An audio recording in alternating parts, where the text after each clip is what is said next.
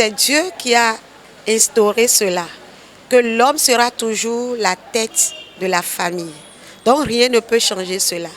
Quelles que soient les conceptions, en tout cas l'évolution du monde, rien ne peut changer cela. L'homme demeure et demeurera toujours le chef de famille. Je pense que si la femme est chacun est dans son couloir, dans le foyer, on ne parlera pas de patriarcal ni de matriarcal. Si chacun est dans son couloir et chacun respecte, la femme sait que, bon, voilà, je suis le petit arbre qui cache la grande forêt qu'est l'homme.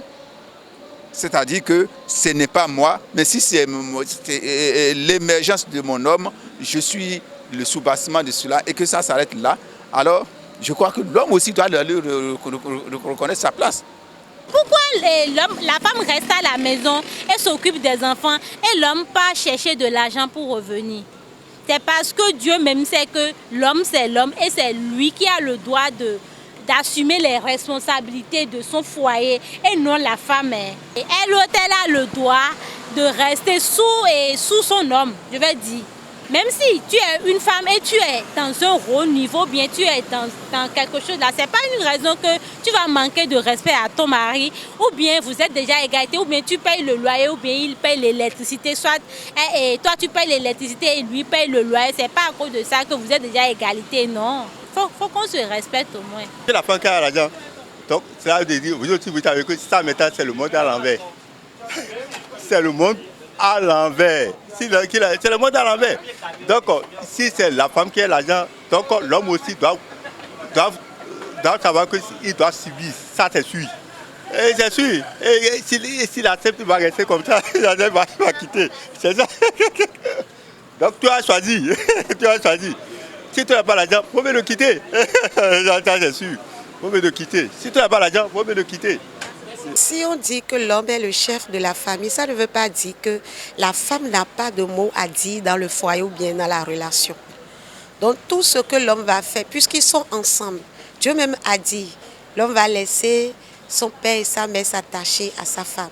Et les deux deviendront une seule chair. Ça veut dire tout ce qu'ils auront à faire, ils vont le faire ensemble. Donc quand on parle de violence basée sur le genre, ça veut dire on ne reconnaît plus la place de la femme dans le foyer. Et aujourd'hui, la femme est marginalisée. Elle est traitée comme une chose. C'est ce que la société ne veut pas accepter. Ça ne veut pas dire que la femme prendra la place de l'homme dans le foyer. Non. Moi, je ne suis pas d'accord sur la violence faite aux femmes. Mais la violence n'est pas seulement faite aux femmes. Il y en a aussi des violences faites aux hommes. Mais qu'est-ce que vous en dites par rapport à cela? Il y a des femmes qui provoquent les hommes et pour dire, bon, je vais te crier. Je vais te crier tes choses-là, tes problèmes. Et c'est elles qui provoquent. Et il suffit que l'homme réagit un peu et on dit, il a violence, il a violence. Mais je crois que cela aussi doit être quelque chose que nos juristes, sinon le législateur, va regarder dans ce sens là aussi. Pour que peut-être désormais que des hommes aussi qui sont l'objet de violences dans leur foyer arrivent à dénoncer ces pratiques-là. On sait que les idées reçues et les systèmes qui influencent les structures, les institutions et le quotidien des hommes et des femmes sont des systèmes difficiles à déconstruire. Et pour déconstruire, il faut à la fois prévenir, sensibiliser, discuter, mais il faut aussi sanctionner. Parce que tant qu'on ne sanctionne pas, le mental des gens n'enregistre pas le fait que si on continue d'avoir certains comportements patriarcaux avec les conséquences qui suivent, il n'enregistre pas encore le fait que ça ne va pas rester impuni. Pour qu'on puisse mettre fin, on va dire, au système patriarcal qui veut nécessairement dominer et qui veut dominer tout le temps et qui estime que c'est la chose la plus naturelle. Et c'est cette façon de légitimer les inégalités qui fait aussi que un homme qui gifle sa femme, bon, après, dans le système patriarcal, c'est ça. Ça fait même qu'on peut gifler sa femme dans une réunion de famille, par exemple, devant ses amis, devant des amis qu'on a invités, on peut gifler sa femme, on peut rabrouer, mais vraiment violemment, sa femme. Bon, voilà. On a tout ce qu'il faut, on a les ingrédients qu'il faut pour comprendre qu'aujourd'hui, quand on demande de traiter également femmes et hommes, qu'on dit d'exercer à leur endroit la même bienveillance, de leur donner les mêmes chances, les mêmes opportunités, et de punir ceux qui portent atteinte à leur intégrité physique, à leur intégrité psychologique. On ne fait que faire ce qui est conforme à notre culture, à tous les noms qu'on donne à une femme. Pourquoi on dit Tombonu Weti, Naeche? Il y a plein de termes fonds, Yoruba et autres pour dire ma chérie, mon soleil, mon rayon de lumière. Et puis la bouche dit mon rayon de lumière et la main tabasse ce rayon de lumière. Donc on n'a pas besoin d'importer quoi que ce soit. Tout est dans notre culture. Nous avons une culture qui est respectueuse des droits de la personne humaine. Notre culture n'est pas incompatible avec les droits de la personne humaine. C'est la perversion de notre culture. C'est les interprétations tendancieuses de certains passages de la Bible la parole de Dieu, qui nous amène à asseoir le patriarcat en s'arc-boutant aux normes religieuses, aux normes culturelles et autres. La culture n'est pas un vêtement de force qu'on porte. La culture, les traditions, elles changent au cours du temps, elles s'adaptent aux exigences du temps. Vous pensez que s'il n'y avait pas eu des femmes qui étaient commerçantes, des femmes qui couraient dans tous les sens pour trouver des moyens de gagner de l'argent pendant la période, je vais même pas loin, pendant la période de la Covid, qui a maintenu les ménages? Qui a fait que la pâte et la sauce ont continué d'être sur le feu? Mais c'est le secret des femmes, c'est les femmes. Il y a beaucoup plus. De toute façon, les femmes sont moins sur le marché du travail que les hommes. Beaucoup d'hommes ont perdu leur travail, ont travaillé à mi-temps, n'ont pas pu voyager pour... Mais qui a fait qu'on a continué de manger régulièrement dans les familles, si ce n'est pas les femmes? Donc, franchement, on a tout ce qu'il faut pour comprendre que déconstruire le patriarcat, c'est faire participer les femmes à un développement que nous-mêmes nous voulons durable. En très peu de mots, il faut retenir que le budget du ministère du Tourisme, de la Culture et des Arts va augmenter d'un peu moins de 40%, plus précisément 38%. Et en 2025, il va se situer à un peu plus de 65 milliards de francs CFA. Globalement, c'est sur le PIP, donc les investissements, que cette hausse est conséquente, puisque en ce qui concerne le fonctionnement et les supports, nous n'avons pas du tout de hausse, nous avons une légère baisse de 0,76%. Et c'est normal d'ailleurs qu'il y ait une augmentation aussi remarquable, puisque nous sommes dans les dernières années de déploiement de tous les efforts qui sont faits au niveau du PAG, Tourisme, Culture et Arts, pour que nous ayons un atterrissage comme nous le souhaitons, pour pouvoir ouvrir la destination Bénin à partir de 2025-2026 et pour que, évidemment, tous les équipements en cours de construction soient parfaitement réalisés, achevés et puissent accueillir le public que nous attendons venant du Bénin, venant d'Afrique et venant du monde. La fête du 10 janvier, comme nous l'avons l'habitude de l'appeler, c'était une seule journée fériée. C'est une fête, généralement, qui durait dans la journée et qui avait une incidence sur la performance des travailleurs et des fonctionnaires le lendemain, bien évidemment, et qui également frustrait ceux de nos parents ou même tout le pays sur le fait que cette religion, qui est notre religion traditionnelle, n'avait qu'une seule journée sur tout le calendrier annuel. Donc c'est une façon également, ce que nous avons fait là, de pouvoir donner sa place à cette religion aux côtés des autres religions, bien évidemment, sachant que les autres religions disposent, chacune d'elles, au moins de 2 ou 3 jours dans l'année. Donc voilà ce qui a été fait. Et ça permettra également, puisque dans le cadre du développement touristique et de la dynamisation, valorisation de notre destination, nous avons décidé de créer de l'événementiel autour de notre patrimoine et notamment autour de cette religion traditionnelle qu'est le vaudou. Quand je dis vaudou, c'est un générique pour nos religions traditionnelles du nord au sud, de l'est à l'ouest. Donc ça concerne tout le Bénin. Et donc nous voulons faire un événement pour drainer des visiteurs dans notre pays qui vont s'intéresser à ce patrimoine, qui vont s'intéresser également au pays, parce qu'une fois qu'ils viennent pour ça, ils vont pouvoir également s'intéresser évidemment aux autres attraits que nous avons. Donc c'est le sens de la réforme. Maintenant, je voudrais également dire qu'il y a eu cette réforme, mais les Vaudou-Days ne sont pas directement liés. Les Vaudou-Days, c'est un événement à l'occasion des fêtes de la célébration des religions traditionnelles. Mais les Vaudou-Days ne remplacent pas ce que nous appelions avant le 10 janvier ou ne se substituent pas à ce que chacun de nous sait faire chez lui, dans son village, dans son quartier de ville, dans son arrondissement, dans sa commune. Donc la fête des religions traditionnelles, c'est partout en même temps sur le territoire national pour tous ceux qui sont concernés. Donc j'étais vraiment frappé par l'intérêt des honorables députés pour ce secteur, pour le tourisme, pour la culture, pour les arts.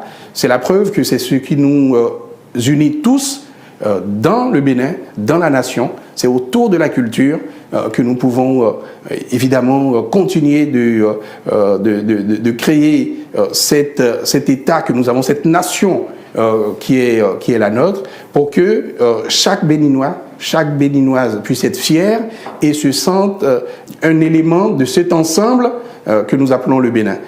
Donc oui, il y a eu beaucoup d'intérêt de la part des députés, il y a eu beaucoup de questions, il y a eu au moins une quinzaine de députés qui sont intervenus, voire une vingtaine, avec de nombreuses questions. Nous avons survolé quelques questions en donnant quelques réponses là tout de suite pour une mise en bouche, mais nous allons, comme de tradition, envoyer dans les délais et dans la forme requise les réponses exhaustives à l'attention du président de la commission et de l'ensemble des députés. La téléphonie mobile, l'Internet sont devenus aujourd'hui des nécessités incontournables pour le quotidien des populations béninoises. Ce n'est plus à démontrer. Les populations, nos concitoyens en ont besoin pour s'informer, se divertir, travailler, vaquer à leurs occupations quotidiennes. Et en 2016, nous avons fait le constat d'un déficit de couverture mobile et Internet. Et suite à cela, le gouvernement, par des réformes profondes, a incité les opérateurs de télécommunications à investir davantage dans l'extension des réseaux et dans la qualité de service. Le résultat est là aujourd'hui, tangible. Les populations béninoises sont couvertes en réseau mobile à plus de 90%, ce qui signifie que partout dans notre pays, presque partout, on peut capter le signal, on peut passer des appels, on peut utiliser les services mobiles et Internet, on peut utiliser le service mobile money pour payer, pour se faire payer en termes d'activité commerciale dans le cadre quotidien de ce que nous avons à faire en tant que population.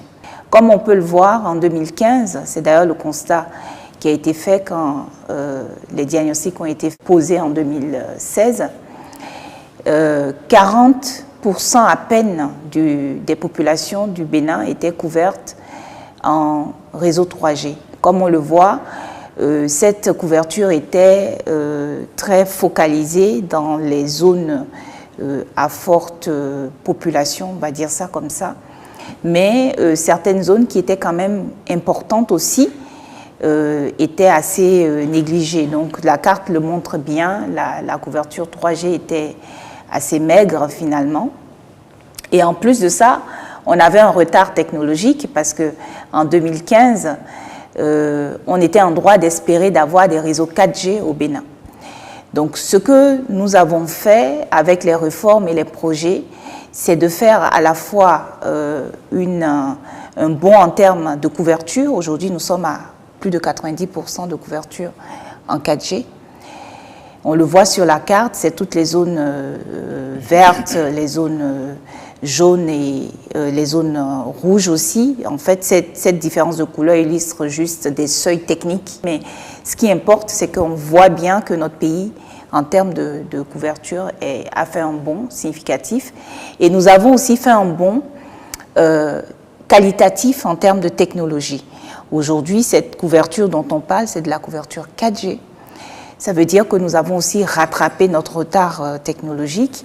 Et aujourd'hui, avec la 5G, on a déjà des sites 5G au Bénin. Nous sommes encore plus en train de rattraper le retard parce que nous réduisons la durée entre l'apparition d'une technologie et son déploiement dans notre pays. C'est très important. Et nous avons tout dernièrement reçu également les données issues des associations donc, qui s'occupent de la mesure de ces couvertures sur la base des données terrain et qui nous confortent. Entre 2014 et 2023, c'est la partie verte, on voit bien comment on a évolué en termes de couverture dans notre pays pour arriver aujourd'hui à plus de 90%. Et les actions sont en cours pour l'atteinte d'une couverture de la population par les réseaux mobiles 4G à 97% d'ici 2026. C'est ce qu'on a vu notamment à travers les déploiements qu'on constate sur le terrain.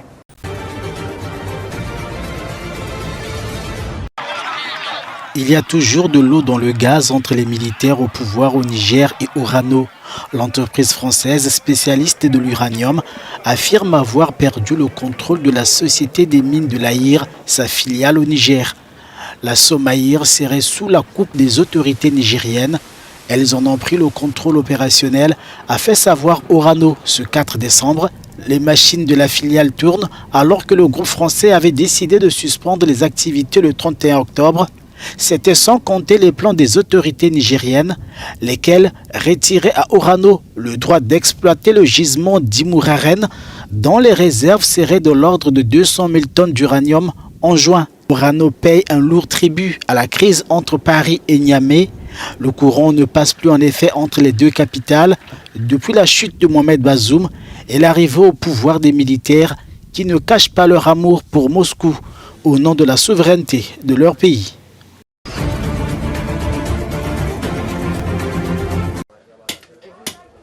Pour la première fois dans l'histoire de la Biennale des Arts africains contemporains de Dakar, des artisans sénégalais ont eu l'opportunité de présenter leur savoir-faire au public international. Le Sénégal, à l'instar de nombreux pays africains, présente une capacité industrielle limitée et une grande partie de son économie repose sur la production artisanale locale.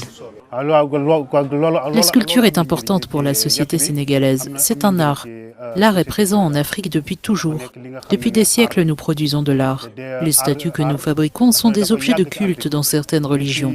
Les fidèles les honorent.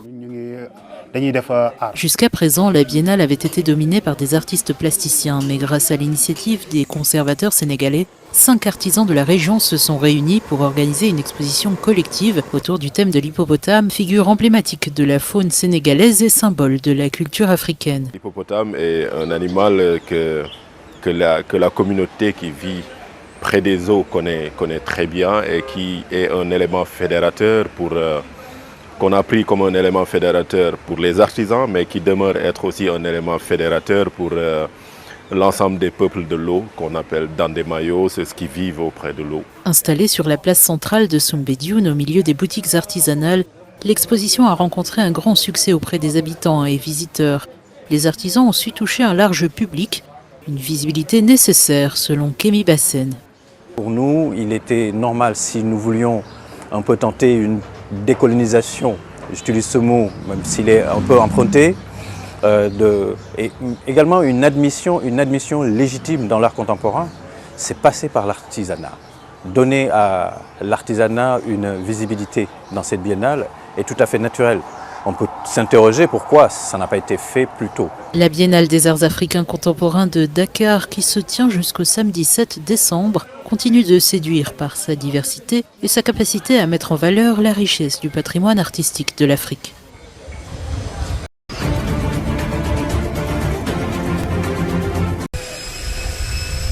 L'avion du président américain Joe Biden a fait une dernière escale en Angola, au port de Lobito. Sur le tarmac, il a été reçu par son homologue angolais João Lourenço. D'autres dirigeants de la région sont venus à sa rencontre, tels que le président de la République démocratique du Congo, Félix Tshisekedi, ou encore le président zambien Hakainde Hichilema. En visite en Angola du 2 au 4 décembre, le président américain espère concrétiser un ambitieux projet de ligne de chemin de fer censé relier l'Atlantique à l'océan Indien.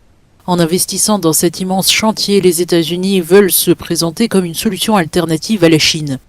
Ce projet ferroviaire nommé Corridor de Lobito consiste à réhabiliter 1300 km de voies ferrées entre l'Angola, la Zambie et la République démocratique du Congo. Les chefs d'État ont également rencontré des entreprises impliquées dans le projet, telles qu'une société de télécommunications, une entreprise agroalimentaire et Acrobridge, une société américaine qui livrera près de 200 ponts préfabriqués en acier à l'Angola.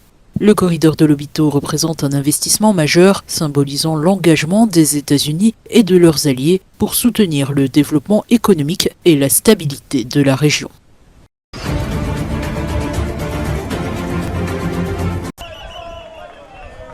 Au Mozambique, la contestation ne faiblit pas 50 jours après les élections générales.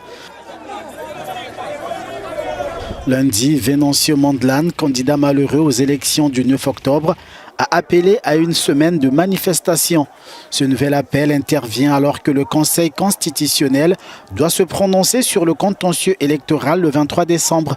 Les résultats provisoires publiés le 24 octobre donnent Daniel Chapo, le candidat du parti au pouvoir, vainqueur avec plus de 70% des voix.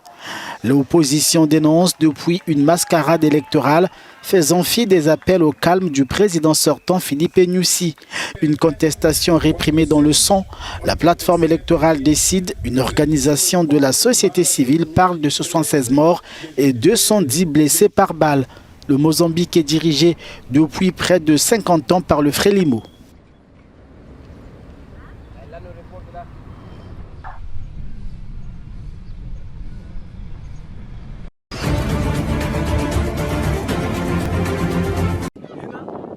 Depuis des mois, la guerre civile au Soudan plonge le pays dans une spirale de souffrance. Dans les zones isolées comme le camp de Zamzam, les habitants sont confrontés à une famine qui s'aggrave chaque jour. Les marchés sont pratiquement vides et des millions de Soudanais ont été chassés de leurs terres. Ces derniers jours, 700 camions ont enfin atteint certaines régions avec des vivres pour un mois, mais cela reste insuffisant. Ces camions sont les premiers à atteindre Zamzam avec une aide alimentaire vitale pour les personnes vivant dans des conditions proches de la famine. Nous intensifions l'aide humanitaire dans toutes les zones, en priorité celles les plus à risque de famine. Ce dont nous avons besoin maintenant, c'est un accès élargi et durable pour atteindre tous les Soudanais confrontés à la faim. Les parties belligérantes restreignent l'accès humanitaire, rendant l'aide sporadique et insuffisante. Dans ce contexte, chaque retard aggrave une crise humanitaire où la famine risque de s'étendre.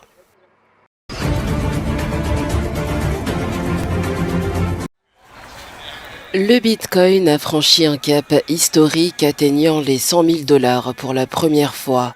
Ce bond intervient après que le président élu des États-Unis, Donald Trump, a dévoilé les noms des membres de son administration, ravivant les espoirs d'un environnement plus favorable aux crypto-monnaies.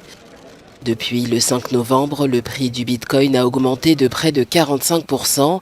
L'afflux massif d'investissements, en particulier dans des fonds négociés en bourse adossés à la crypto-monnaie, a propulsé la valeur de l'actif numérique. Cependant, certains experts mettent en garde. Nous prévoyons un rôle pour les crypto-monnaies dans l'avenir de la finance. Toutefois, les réglementations mondiales restent floues. Les investisseurs doivent donc rester prudents et n'investir qu'une petite partie de leur portefeuille avec de l'argent qu'ils sont prêts à perdre. Les investisseurs, notamment institutionnels, se sont empressés d'injecter des fonds, notamment dans des IFT Bitcoin, propulsant l'ensemble du marché vers de nouveaux sommets. Cette montée en flèche s'explique en partie par la promesse de Donald Trump de rendre les États-Unis la capitale mondiale des crypto-monnaies, soutenant ainsi un climat plus propice à l'adoption des cryptos.